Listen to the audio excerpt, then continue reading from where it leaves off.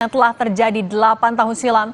Kita bahas dengan sejumlah narasumber. Sudah bergabung bersama kami ada Pak Adrianus Meliala, Guru Besar Kriminologi FISIP UI, dan Pak Susno Duaji, mantan Kabar Eskrim. Selamat sore Bapak-Bapak.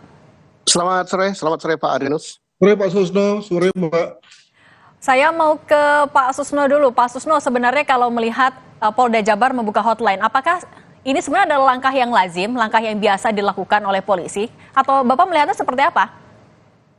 Pertama kita hargai ya, Polda Jawa Barat terbuka menerima informasi berupa apapun untuk memperkuat pembuktian perkara pembunuhan Vina dan Eki. Ini bagus sekali.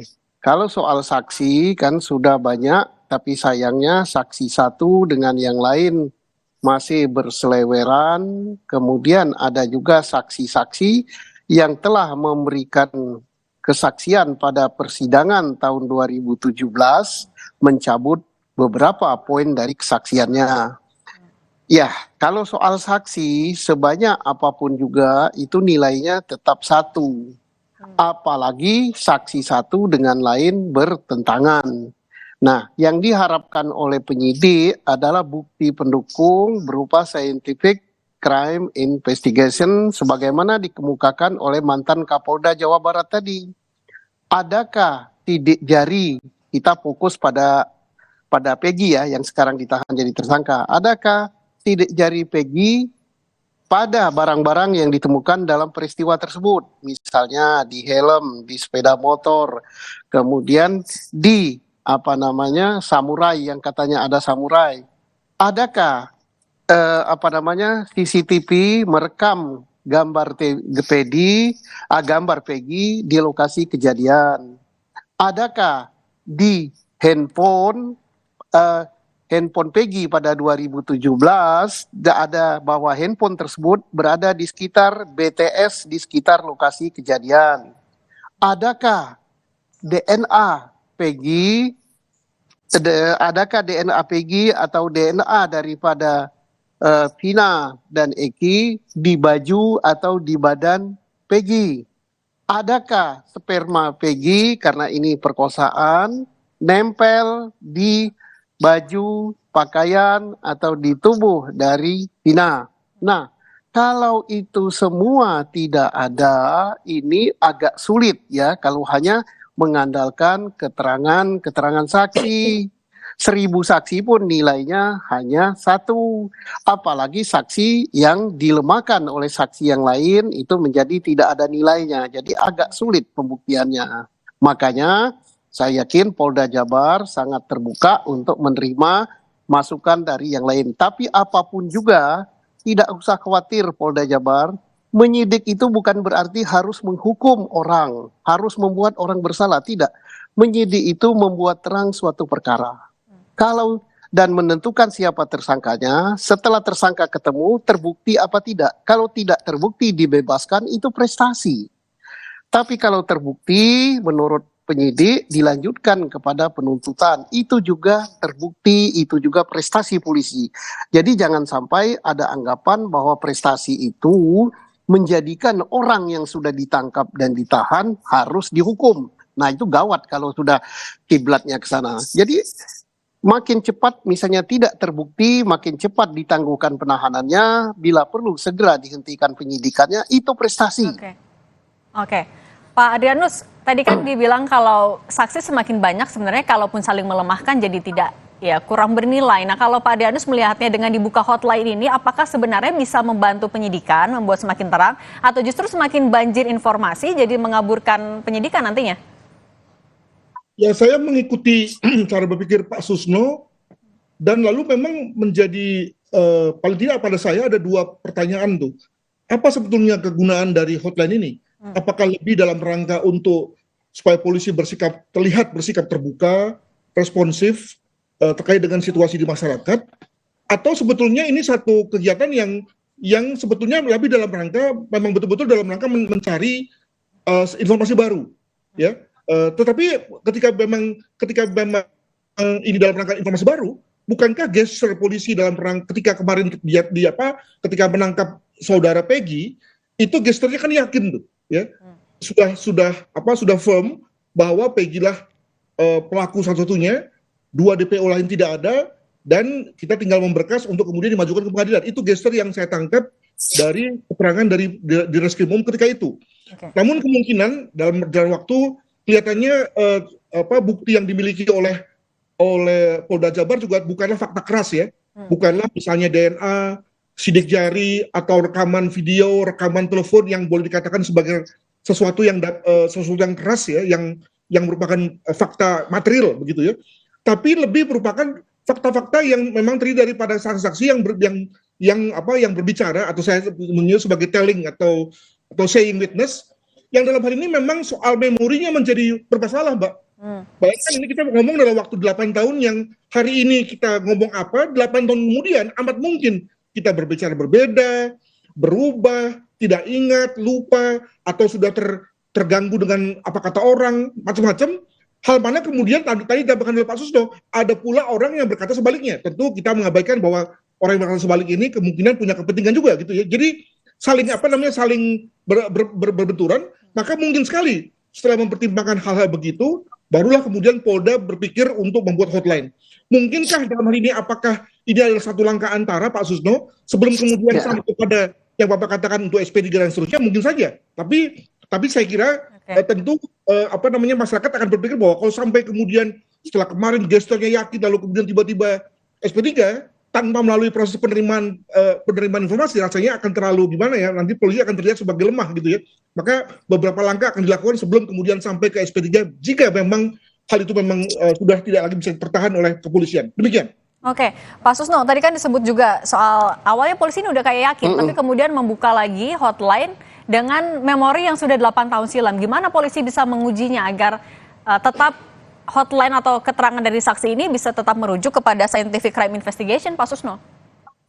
Ya, penyidiknya sekarang penyidik baru ya, bukan penyidik lama. Jadi dia berdasarkan memori putusan pengadilan, disebutkan nama Peggy, alamatnya cocok, ibunya sudah mengatakan Peggy, sekolahnya mengatakan Peggy, rapotnya Peggy, kakaknya Peggy, itu udah 1000% Peggy betul. Persoalannya, apakah Peggy ini pelaku? Nah, setelah diperiksa para terhukum, yang kenal Peggy itu hanya satu. Padahal perbuatan ini perbuatan bersama, yang 7 tidak kenal.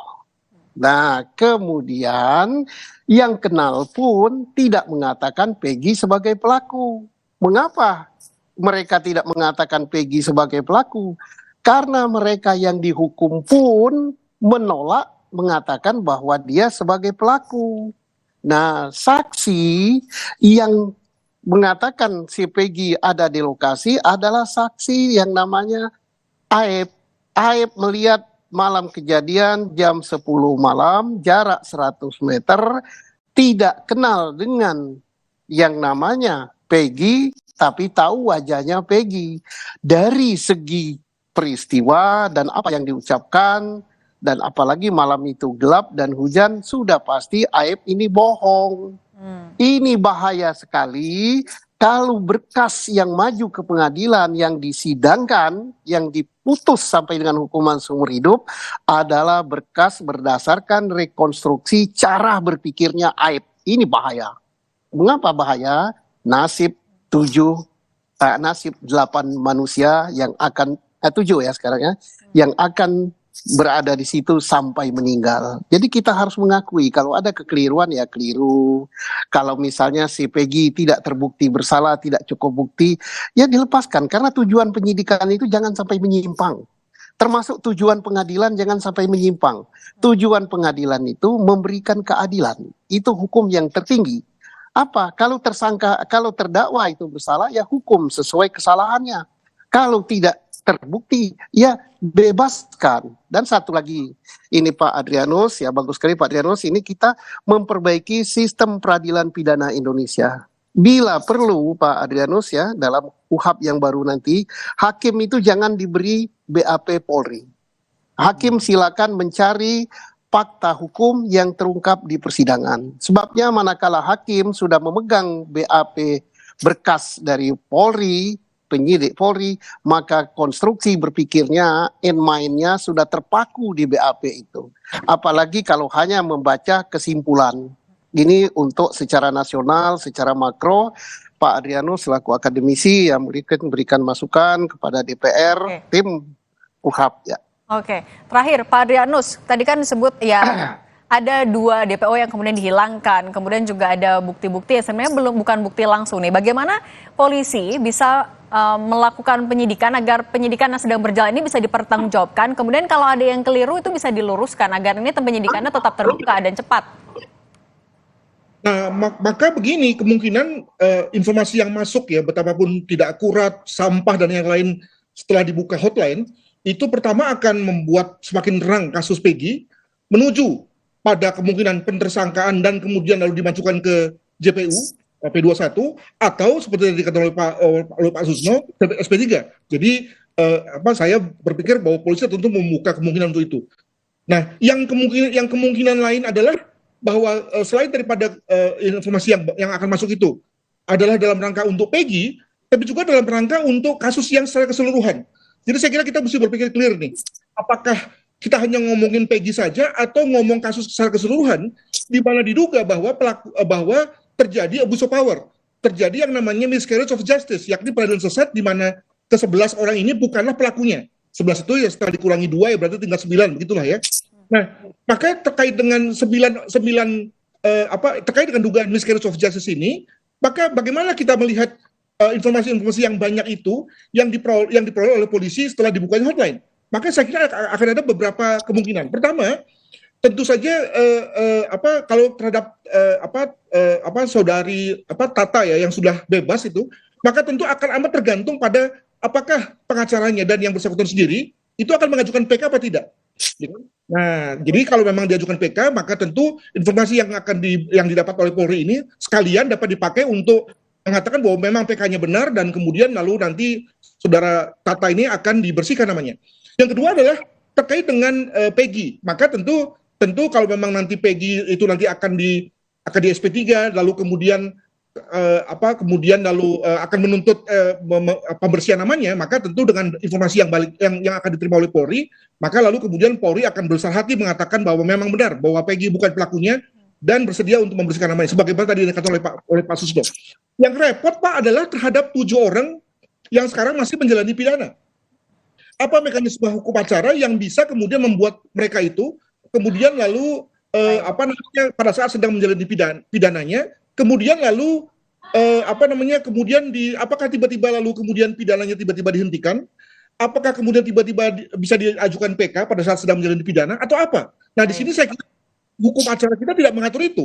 Nah, mesti ada menurut saya intervensi kalau boleh dibilang itu dari politik untuk kemudian meminta dibukanya kembali kasus 7 orang ini. Jadi sekali lagi perlu ada semacam clear ya dari segi agendanya. Jangan semuanya tuh baliut gitu ya sehingga kemudian lalu menjadi bingung bagi kita sebagai masyarakat. Demikian. Baik, kita tunggu seperti apa penyidikan lanjutan yang dilakukan oleh polisi. Terima kasih Guru Besar Kriminologi FISIP UI Pak Adrianus Meliala dan terima kasih mantan Kabareskrim Komjen Pol Susno